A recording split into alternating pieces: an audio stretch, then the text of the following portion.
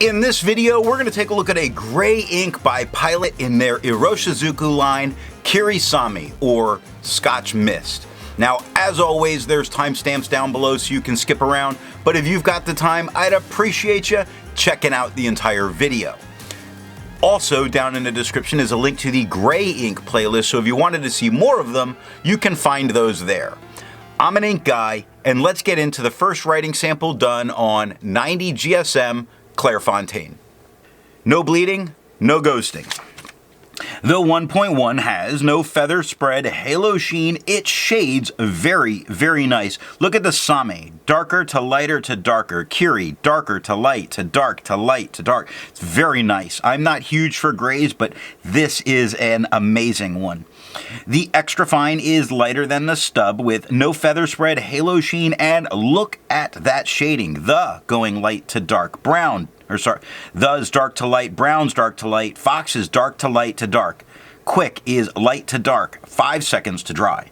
Medium is the same tone as the extra fine with no feather spread, halo sheen, great shading. The is much darker than over. Lazy goes dark to light. Dark dog goes light to dark to light to dark. Fox goes light to dark, 8 seconds to dry. I'm really enjoying this. The scrubby for both show plenty of color variation, and we do get it, and the smear test you could definitely recover if you smeared while you were writing. To have a range of experience with this ink, all of the writing samples are done with a Jinhao 159 with a 1.1 stub, a Jinhao X450 with a medium, and a Jinhao X750 with an extra fine. Then a Lamy All-Star with a fine nib was inked up, used for a day, and used to take the notes for this video. Now let's take a look at 52 GSM Tomoe River. No bleeding, no ghosting. The 1.1 has no feather spread, halo sheen. It is shading and so nice. Look at how it shifts back and forth all the way through Kirasami. The light, dark, light, dark, light, dark, light. It's gorgeous. The extra fine is lighter than the stub with no feather spread, halo sheen. It is shading, but it got so much lighter. This one's ew. But brown goes from darker to lighter. Fox goes from lighter to darker.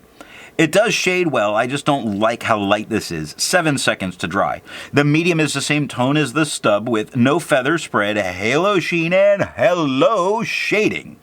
Quick goes dark to light to dark. Brown goes light to dark to light to dark to light. It's gorgeous back and forth. Fox going light to dark, 11 seconds to dry. The scrubby for both show us color variation because show it on the board, we have it. Now the smear test, it just isn't recoverable if you smear while you're writing. I agree with Vita. There's a lot to learn by doing multiple chromatographies.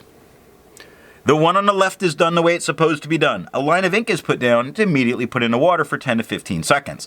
And we see that it is very much forming a line at the bottom of a very gray tone. And then it's pushing its way up rather uniformly, so it's grabbing the paper as it moves.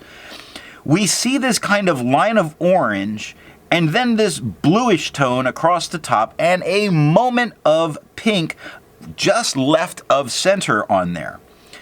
Very interesting in this chromatography when we see the second one, the one on the right that's allowed to dry for 10 minutes.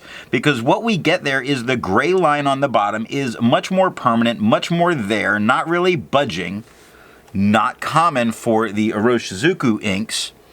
The very light gray pushes it up and there's no blue, but there's this very bright pink at the top, and I think these two chromatographies show us why it shades so well.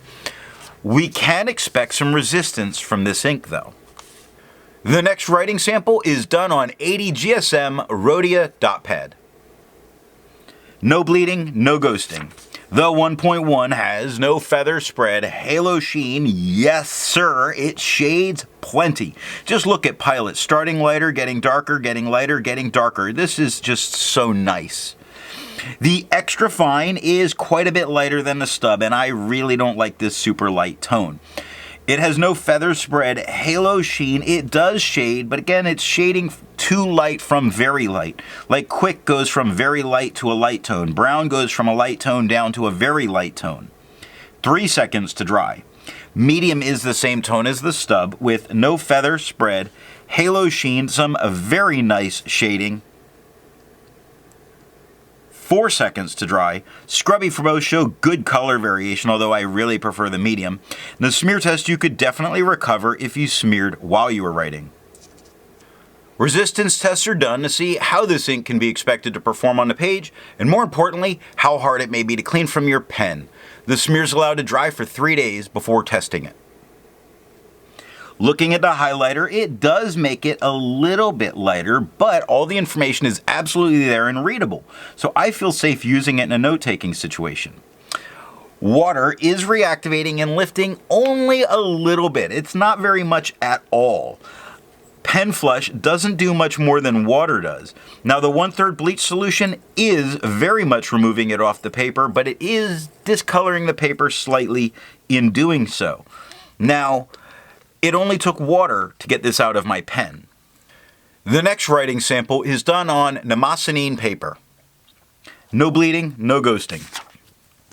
The 1.1 has no feather spread, halo sheen, and hello good shading. The extra fine is quite a bit lighter. With no feather spread, halo sheen, it does shade. I'm just going to keep coming back to, I really don't like it. Let's see if it was just a little darker there, but look at that. Oh my God, look at that tone. Wow, just amazing in and of itself there. Just, oh, what a great trick to play on somebody when they think you're writing in pencil. Medium is the same tone as the stub with no feather spread, halo sheen, and great shading all the way through the writing. I don't even need to point out how much of it is, because if you can't see it, it's because you're blind. 7 seconds to dry. The scrubby for both do show some good color variation, although I really prefer the medium in the writing, and the smear test you could recover if you smeared while you were writing. For the inks tested, the average viscosity was 2.5, and the realm of normal was 2.1 to 2.9. Iroshizuku's Kiri or Scotch Mist has a viscosity of 3.31, meaning this is a very dry ink. If you're interested in how the viscosity and all of that stuff's done, then down in the description is a link to that video. But now, let's take a look at Leuchtturm 1917 paper. No bleeding, no ghosting. The 1.1 has no feather spread, halo sheen, and still shades very, very well. Just wow. The extra fine is a little bit lighter than the stub. Much more usable tone here. Yeah, much more usable tone. The extra fine has no feather spread, halo sheen. The shading looks much better than it has in some of the previous writing samples. 5 seconds to dry. The medium is the same tone as the stub as it has been with no feather spread, halo sheen, great shading all the way through. I really have come to like this. 6 seconds to dry. The scrubby for both show good color variation. You know why? Because there's good color variation in the writing itself. Yes. Now the smear test, I don't think you could recover it if you smeared while you were writing.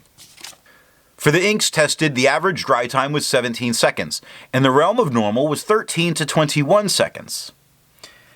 Iroshizuku's Kiri or Scotch Mist has an average dry time of 6 seconds, meaning this is a fast, say it, fast drying ink. The last writing sample is done on 20-pound copy paper. Now there's no bleeding, but there is a lot of heavy bleed into, but not through the paper. That's with the medium. The extra fine actually does much better. But I do think in both cases it would stop me from using the back of the page, but it doesn't corrupt the page underneath. The medium has feathering. Looks It spreads just a little bit. It has no halo, no sheen. It actually does show some of the shading. You see the I in Kiri is a little bit darker. The A in Sami is a little darker. The extra fine is a little bit lighter than the medium. It has tiny feathering, but really very manageable to look at.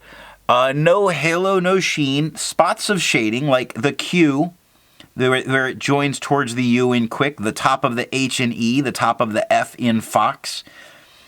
I don't know that you're going to worry about shading too much on this paper. 1 second to dry. The scrubby does show that color variation can happen, and it does. And the smear test, you can't smear it, so you don't have to worry about it.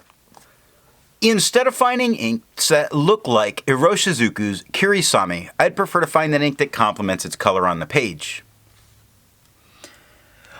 This is a great gray, and I really wanted a great purple to go with it. I chose Graf von Faber Castell's Violet Blue. Now, if you'd prefer a different complement color, then down in the description are links to those playlists. But what do I think of Iroshizuku's Kiri? At first, I didn't care for this. It was the flow that made the ink not like the pen I had put it in. But after changing pen, I love it. A great pencil tone that shades appropriately, as in when crossing back while writing.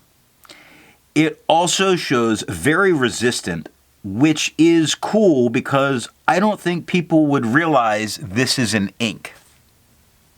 So what nib and pen are going to give the best writing experience with this ink? I don't care for that super light tone that I was getting in the writing samples. I would go with a wet to medium flow, fine or extra fine, to really make it look as much like pencil as possible, because that's where it is gorgeous. I hope you got something out of this video, and in the next video, we're going to take a look at Ackerman's 00 or Royal Ackerman Blue.